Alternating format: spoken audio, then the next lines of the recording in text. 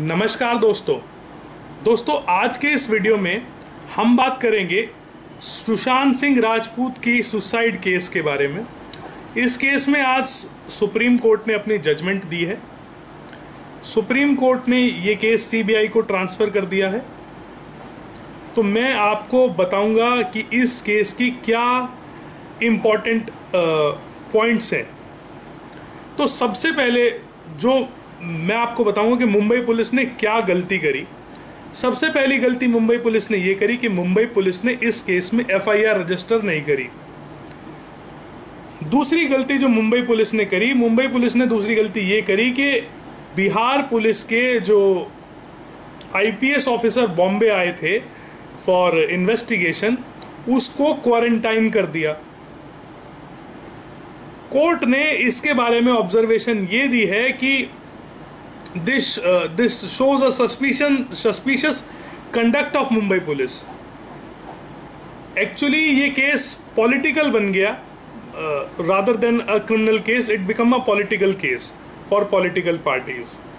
For election in Bihar, the Bihar government wants to use this case, and the Maharashtra government has made it a prestige issue. First they did not register FIR, and then when Bihar police register FIR, they did not wanted the case to go to Bihar police.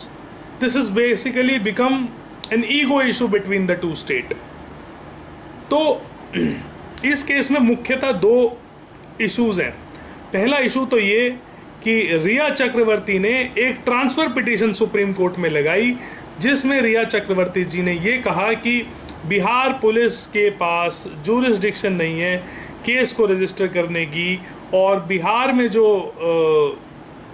Case register हुआ है उसको Bombay transfer किया जाए, उस case की जो investigation है उसको बॉम्बे ट्रांसफ़र किया जाए। तो सुप्रीम कोर्ट ने इस रिगार्डिंग ये कहा कि सेक्शन 406 में जिसमें रिया जी ने एप्लीकेशन लगाई है, उस केस में सिर्फ केसेस और अपील ट्रांसफ़र किए जा सकते हैं, उसके अंदर इन्वेस्टिगेशन ट्रांसफ़र नहीं की जा सकती। तो रिया की ये जो सबमिशन थी इसको सुप्रीम कोर्ट ने डिनाई कर दिया। दूसरा जो रिया का पॉइंट था वो ये था कि बिहार पुलिस के पास कोई जूरिसडिक्शन नहीं है to register FIR in this case. मेरा भी इंटरेस्ट इस केस में था कि बिहार पुलिस की जूरिसडिक्शन कैसे बनी इस केस में। तो इस केस में जो जूरिसडिक्शन बनी है वो बेसिकली पहला तो यही कि अगर किसी कॉग्निजेबल ऑफेंस की रिपोर्ट पुलिस को मिलती है तो पुलिस के लिए मैंडेटरी है उसे एफआईआर रजिस्टर करना। दूसरा, जो सुशांत के फादर हैं उन्होंने अपनी कंप्लेंट में ये कहा है कि मेरे जो सन की सुसाइड से पहले I have tried to contact him, और रिया ने, जो कि एक्यूज है इस केस में, रिया ने मेरी सुशांत से बात नहीं होने दी, जिसकी वजह से I have lost my only son, and जिससे बेसिकली मैं कुंठित हो गया। तो इसका जो कॉज ऑफ एक्शन है वो पटना में भी बनता है।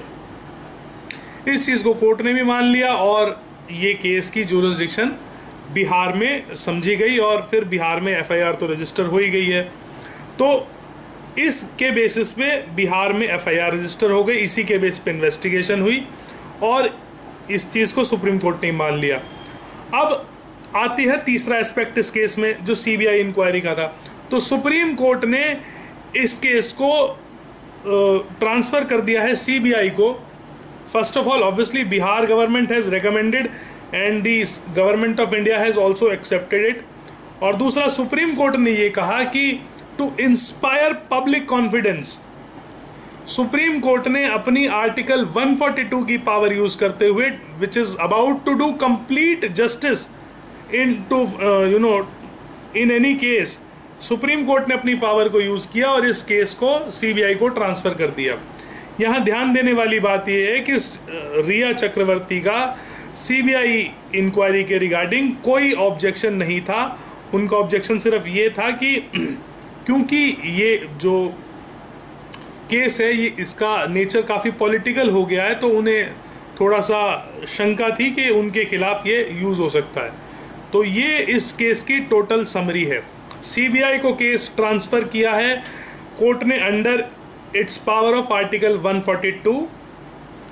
जूरिसडिक्शन का मैंने आपको बताया कैसे जूरिसडिक्शन इसमें बनी, और जो सेक्शन 406 है that applies to only cases and appeals, it does not apply to investigation. तो दोस्तों उम्मीद करूंगा आपको ये वीडियो अच्छा लगेगा। देखने के लिए बहुत बहुत धन्यवाद।